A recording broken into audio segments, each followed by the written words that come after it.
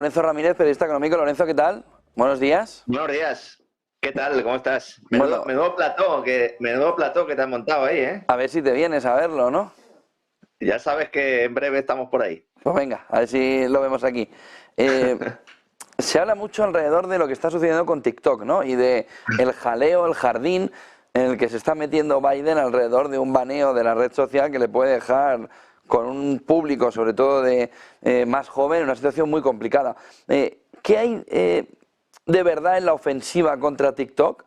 Y sobre todo, ¿qué hay de importante en ese movimiento en TikTok de cara a la preparación de las elecciones? Ahí está la clave, ¿no? Lo que está sucediendo en TikTok nos ayuda a comprender hasta qué punto pues, Estados Unidos está copiando buena parte de las medidas, en este caso expropiatorias, que tanto critica, y con razón, ¿no? Cuando afecta a compañías norteamericanas, especialmente pues, cuando todo esto responde a criterios ideológicos y de manipulación social más allá de la cuestión económica, como es el caso de esta empresa, cuyo crecimiento en el país ha sido extraordinario, 170 millones de usuarios, gran parte de ellos jóvenes, pues le ha puesto en la diana por ser un instrumento de espionaje y manipulación social. El proyecto de ley que ha votado la Cámara de Representantes de Estados Unidos por amplia mayoría, hay que decir que en esto hay consenso para obligar a la matriz china a ceder el control, justifica esta decisión indicando que se pretende evitar que un gobierno extranjero espíe y manipule a los ciudadanos de Estados Unidos. Bueno, hasta aquí, insisto, podríamos estar todos de acuerdo, pero claro, el problema no es que estas prácticas totalitarias se realicen, sino que beneficia a una burocracia extranjera, es lo que se está planteando aquí. El espionaje no es malo si me lo hacen los extranjeros, pero ¿y si yo, Casa Blanca, con Silicon Valley, soy quien está realizando ese espionaje? Entonces es bueno. Si Google, si Meta, si Microsoft controlan a la sociedad, eso es algo bueno. Porque la idea de los estrategas de Washington es usar precisamente la implantación que tiene TikTok, sobre todo, como digo, en gente joven, para ir manipulando a la sociedad norteamericana, haciendo justo lo que se critica a los chinos, sin que además, y esto es muy importante, sobre todo desde el punto de vista de la seguridad jurídica, sin que se haya presentado ninguna evidencia de que esta aplicación se esté empleando para el citado espionaje. Que yo no pongo en duda que esto sea así, pero si es tan evidente tendría que haber algún tipo de prueba, ¿no? Esto es como cuando se decía también desde la Casa Blanca que los chinos estaban aportando armamento, ¿verdad?, a Rusia para el tema de Ucrania. Decían, bueno, realmente ¿dónde está, no, esa prueba? Todo ello con la mirada puesta a las elecciones del próximo noviembre, no olvidemos que esa es la clave, que pueden ser las más manipuladas de la historia, porque en esta ocasión los enemigos de la democracia no pretenden alterar el resultado a posteriori, sino a priori, controlando mensajes, redes sociales, aplicando técnicas de inteligencia artificial, de Big Data, precisamente diciendo que luchan contra la desinformación, pero lo que quieren es censurar al disidente que no pasa por el aro del pensamiento único que se pretende imponer a golpe de propaganda. Y el encargado de realizar esta operación de expropiación, atentando contra los principios básicos legales y la seguridad jurídica, parece que va a ser Steve Mnuchin, que fue secretario del Tesoro con Donald Trump, que es una de las figuras que las élites que gobiernan realmente detrás de las sombras colocaron al expresidente, que tiene importantes conexiones con la inteligencia israelí a través de una empresa que se llama Cyber Reason, que diseñó juegos de guerra cibernéticos precisamente que cancelaban elecciones en Estados Unidos y declaraban ley marcial. Y detrás de esta operación está la intención de configurar, a imagen y semejanza también de lo que sucede en China, una estructura de aplicaciones similares a WeChat para dispositivos móviles que convierten las redes sociales al mismo tiempo en entidades financieras y en herramientas de identidad digital, de forma que el control sea más sencillo. Esto también lo quiere hacer Elon Musk en Twitter, ahora X, ¿no? Y nos dirán que estaremos protegidos de los chinos, pero nos ocultarán que estamos siendo continuamente vigilados por nuestros gobernantes y las empresas de Silicon Valley que trabajan codo con el Pentágono. Una de ellas, y esto es muy importante para los europeos, es Meta, Facebook, que como avanzamos aquí ya está trabajando, según ha confesado la propia compañía, para moderar los mensajes de las redes sociales europeas de cara a las elecciones de junio. Para lo cual ha creado un centro de operaciones electorales para, como digo, con la excusa de luchar contra la desinformación, controlar el contenido de las redes europeas. Un proyecto en el que también está Microsoft. ¿Por qué nadie ve extraño que empresas norteamericanas estén controlando la opinión pública europea, mutilando voces críticas y modelando el mensaje para beneficiar a intereses extranjeros? Y lo más importante e inquietante también, ¿por qué los dirigentes europeos están tan cómodos con esta subversión de la democracia en Europa, con esta injerencia de poderes públicos y privados extranjeros? ¿Para quién trabajan realmente los políticos europeos? Esta es la gran cuestión en la que nadie quiere entrar y cuya respuesta nos ayudaría a comprender seguramente las decisiones adoptadas por gobiernos del viejo continente en los últimos años y hasta qué punto son contrarias a los intereses de los ciudadanos que dicen representar, a los cuales pues, nos están llevando a las puertas del abismo, primero económico y ahora también bélico. Es muy posible que estemos asistiendo a la voladora controlada desde las democracias occidentales, porque que en China no hay democracia, todos lo sabemos. El tema de las elecciones rusas, cada uno puede tener su opinión, pero evidentemente estaba claro que iba a ganar Vladimir Putin. Pero ¿qué pasa con nuestras supuestas democracias? ¿Están desapareciendo? Bueno, pues mientras miramos a los chinos y miramos a los rusos, a lo mejor nos están robando la tostada, José Antonio. Sí, es que es más preocupante todavía de lo que pueda estar sucediendo, pero que nos deja una fotografía además de velo, ¿no? De cortina de humo alrededor de lo que está sucediendo. Y lo que está sucediendo, por ejemplo, también con Alemania, ¿no? En ese proceso, Lorenzo, en el que se apoya por parte de Alemania la expropiación de reservas del Banco Central ruso, pero que además se hace en contra del criterio de los juristas de Bruselas, ¿no? Claro. Claro, es que ni siquiera han logrado el apoyo de los juristas de Bruselas. Ahora se está apoyando por parte de Alemania esta expropiación. Es verdad que Christian Lindner, sobre todo, ya se había manifestado al respecto. La idea, como avanzamos hace ya varias semanas, es usar los intereses de estos activos, pero no para entregárselos a Ucrania, que era el plan inicial, sino para comprar armamento a empresas europeas y norteamericanas, que esa ha sido la variación que se ha introducido después de que Ursula von der Leyen presentara el programa respaldado por Scholz también, por Macron y Meloni, de realizar compras conjuntas de material militar. ¿Por qué? Pues básicamente porque ven cómo pueden beneficiarse sus propias industrias de la muerte del maná que llegue de estos activos rusos, junto con los eurobonos, no nos olvidemos, ya lo dijo Borrell la semana pasada, que van a emitirse para dar de comer al complejo militar industrial mientras se reduce el gasto destinado a servicios públicos de unos ciudadanos europeos que están siendo llevados a las puertas del cadalso, ¿no? Al menos económicamente, veremos si también, Dios no lo quiera, bélicamente, ¿no? La Comisión Europea ha calculado que los activos del Banco Central ruso en propiedad de la burocracia europea pueden generar unos intereses de entre 15.000 y 20.000 millones después de impuestos hasta el año 2027, a mí me parece una cantidad un poco elevada. Desde luego, si son tan buenos invirtiendo, yo no sé por qué no están trabajando en algún hedge fund, ¿no? Sin embargo, esta expropiación tiene obstáculos legales muy importantes. Hace meses que las autoridades comunitarias consultaron con los abogados de Bruselas para que les indicaran cómo saltarse la legislación internacional para llevar a cabo esta expropiación, y los abogados fueron muy claros al respecto, diciendo que no había ninguna manera de hacerlo sin violar la ley.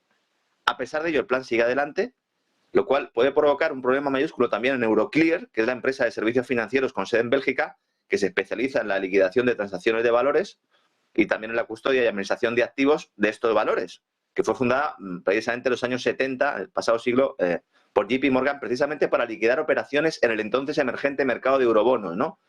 Entonces, este es uno de los dos depositarios centrales de valores internacionales, junto a Clearstream, y alrededor del 70% de todos los activos rusos inmovilizados en Occidente están ahí, que tienen el equivalente a unos 190.000 millones de euros en diversos valores y efectivos del Banco Central ruso. Entonces, si se confisca este dinero, o los intereses que deben ganar este dinero, o estos activos, por orden de las autoridades comunitarias, Euroclear podría enfrentar numerosas demandas por parte del Banco Central ruso, que a través de tribunales rusos podían tomar los 33.000 millones de euros que Euroclear tiene en el Depósito Nacional de Valores en Moscú. Porque claro, aquí tendemos a verlo todo como compartimentos estancos, pero Rusia ha mantenido una alianza con el mundo occidental, al menos financiera y energética, muy importante, y hay afectados que no son rusos, y hay afectados bancos norteamericanos, y hay afectados inversores europeos. Y Rusia también podría emprender acciones legales para incautar efectivo de Euroclear en depósitos de valores en Hong Kong y Dubái. Y esto lo sabe la Unión Europea. Y es probable que haya más demandas de bancos occidentales que perdieron su dinero invertido en Rusia. Porque ¿qué pasa con ese dinero? Entonces, cuidado, porque si Euroclear se queda sin capital, el Banco Central belga tendría que retirarle la licencia, y esto sí que podría generar una crisis financiera, o al menos desatarla, ¿no? Entonces, la Comisión Europea tiene previsto presentar precisamente esta semana la propuesta concreta sobre qué parte de los beneficios que se produzcan durante los próximos 4 años de estos activos rusos, insisto, pueden ir a Ucrania, cuánto va a ir al complejo militar industrial, y luego también, fíjate si son conscientes de la gravedad y de lo culpables, que van a dejar un colchón de seguridad para las sanciones y las multas. Es decir, ya dan por descontado que van a tener que pagar. Entonces, vemos cómo se articula un plan que abre un peligroso precedente, que en el futuro seguramente leamos en los libros de historia, que fue uno de los factores que pusieron en tela de juicio el sistema eurodólar, y que permitió a los países que no están en la órbita de la OTAN impulsar una alternativa monetaria, en ello están, para intentar acabar con su hegemonía monetaria, la del dólar, la del euro. Si esto lo hubiera hecho el gobierno chino o el ruso, una vez más, pues estaríamos poniendo el grito en el cielo, y con razón, pero como el robo lo perpetramos nosotros, pues no hay contestación social. Entonces, algo similar a lo que hemos comentado antes en relación con TikTok, con una implicación también a nivel geopolítico y monetario global, Y es que muchos países pues van a dejar de tener sus reservas en dólares, van a dejar de tener sus reservas en euro, y vamos a facilitar a los chinos y a los países en el entorno BRICS el lanzamiento de una divisa que en principio tendría que tener un papel testimonial, pero que puede ponerse en unos niveles importantes, y si no luchar directamente con el dólar para ser una divisa de reserva, sí plantear un terreno de juego en el que compartan escenarios, como decía Jerome Powell, recuerdas hace meses, cuando le preguntaron por esta cuestión, ¿no? Parece que las sanciones boomerang no solo nos afectan a nosotros, también pueden afectar al sector financiero mundial. El otro punto que yo quería comentar contigo es lo que está sucediendo con el trigo. Parece que Rusia está inundando de trigo, además barato, el mercado. ¿Dónde está la gran hambruna que se nos estaba planteando hace un año y medio?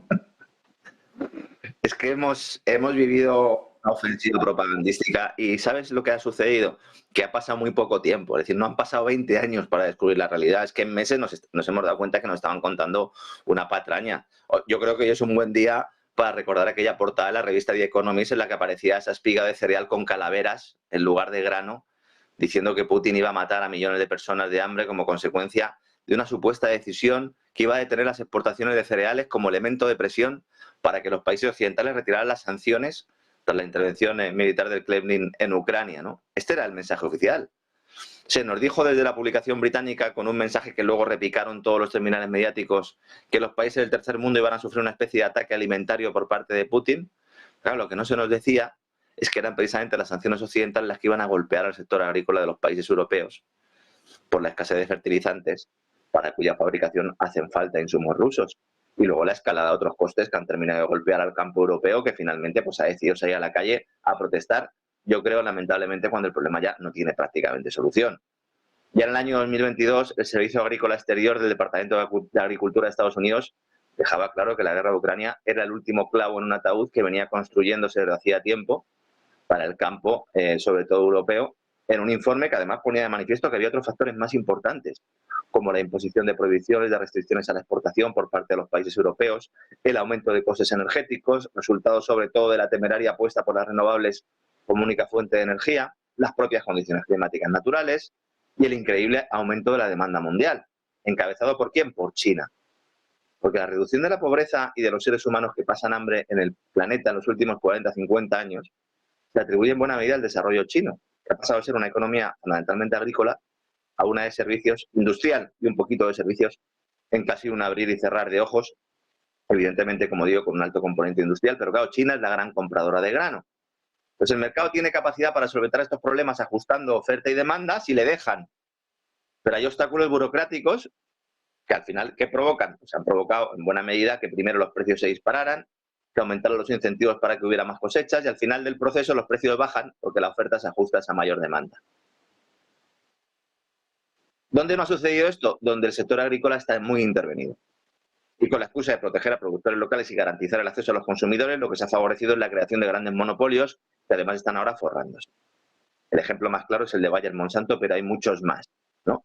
Y ahora, cuando han pasado 2 años de la intervención militar rusa en el Donbass, vemos como lejos de bloquear las ventas de cereales, Rusia está inundando, como decías, el mercado mundial con trigo barato, a medida que el proveedor número 1 del mundo, que es Estados Unidos, reduce inventarios antes de una esperada cosecha abundante, aliviando la inflación alimentaria para los importadores, pero intensificando la competencia para los exportadores rivales.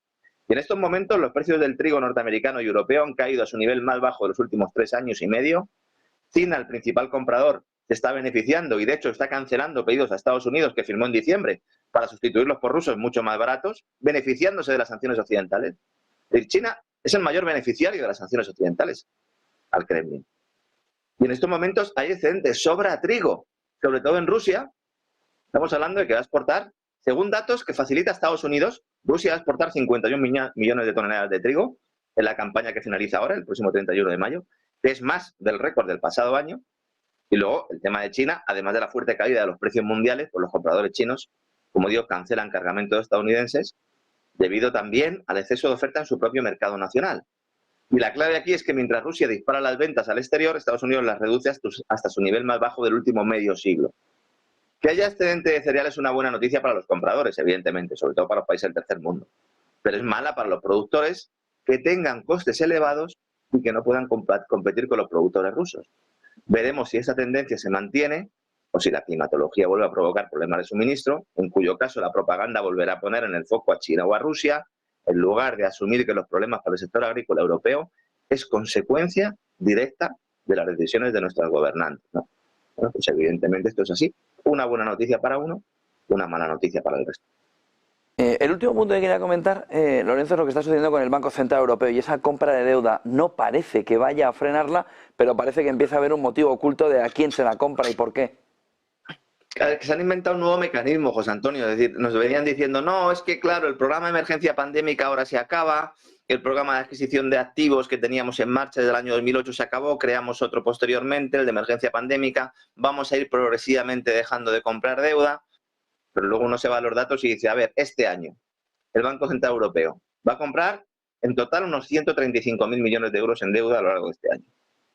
¿Por qué? Porque durante la primera mitad del año se mantiene estable la cartera adquirida a través de ese programa de compras de emergencia pandémica, que es básicamente, para que la gente nos entienda, es una forma en la que el Banco Central Europeo está rescatando estados y grandes corporaciones comprándoles bonos utilizando un criterio completamente discrecional, porque nos dicen, es que compramos AAA. ¿Cuántos de los activos que ustedes están comprando como AAA no serían AAA si ustedes no los estuvieran comprando? Porque esta es la gran cuestión. Pero se está financiando a grandes corporaciones y a estados, al mismo tiempo que se suben los tipos de interés y se castiga a la población. Oiga, ¿qué hace usted subiendo tipos de interés y comprando deuda? Si sube tipos de interés tiene que dejar de comprar deuda. ¿Por qué no lo hace? Porque entonces quebrarían estados y habría empresas que no podrían financiarse en los mercados. Empresas AAA hoy en día no podrían financiarse. Entonces lo que nos venían diciendo es, bueno, no pasa nada porque la segunda mitad del año, poco a poco vamos a ir reduciendo las compras, vamos a ir reduciendo la cartera, y ya a partir de 2025, 2026, pues ya no vamos a comprar nueva deuda y ya se retira esta asistencia, ¿no? Nos dijeron que así se pondría fin a casi una década de ininterrumpida adquisición de deuda, ya fueran netas o recompras, pero esto es falso. Acaba de presentar la nueva política del Banco Central Europeo. Las operaciones de refinanciación van a jugar un papel central en garantizar que los bancos tengan suficiente efectivo, liquidez para la banca, lo cual es comprensible porque al fin y al cabo un banco central es eso, una gran ventanilla para dar liquidez a la banca, para evitar que la banca quiebre, ¿no? Esa es la función principal del Banco Central. Pero lo que no se nos ha dicho es que las tendencias de bonos existentes van a continuar disminuyendo, pero el Banco Central Europeo va a proporcionar liquidez a través de una nueva cartera estructural. Van a diseñar una cartera con determinadas empresas, las que ellos quieran, en cada momento y lugar, y los que pasen por el aro de la Agenda 2030, los que pasen por el aro otanista, los que pasen por el aro del pensamiento único, seguirán recibiendo el rescate. Al mismo tiempo que se castiga al resto, fomentando una competencia desleal. Y luego hay una cosa que tú y yo conocemos, porque tú y yo estamos un poco locos y estamos todos los días entre papeles del Banco Central, de la que nadie habla. ¿Qué pasó con ese instrumento de la protección de la transmisión, el TPI por sus siglas en inglés, que crearon específicamente para comprar deuda de forma ilimitada de países que puedan sufrir tensiones en primas de riesgo? Pues que eso está ahí, preparado. Y a diferencia de los anteriores programas, este TPI exige que los gobiernos adopten una política fiscal prudente, nos dicen, para asegurar que la finalidad es la estabilidad financiera y no la financiación del gasto, excepto el gasto que determinen las burocracias, como hoy en día es el gasto adecuado, la lucha contra el cambio climático y ahora el gasto militar. Estamos viviendo una anomalía monetaria. Estamos viviendo un gran fraude monetario y financiero. La inflación es en buena medida consecuencia de todo esto. Y o paramos el carro o cuando entren las nuevas divisas digitales de Banca Central ya no va a haber escapatoria, José Antonio. Pues muchísimas gracias por toda esa fotografía. La verdad es que la situación empieza a estar algo tensa, ¿no? En este entorno, en esta fotografía que vamos viendo cada vez empeorando más. Buen día, Lorenzo. Buen negocio. Muchas gracias. 10:13 de la mañana, vamos a la clave sostenible del día de la mano de JP Morgan Asset Management.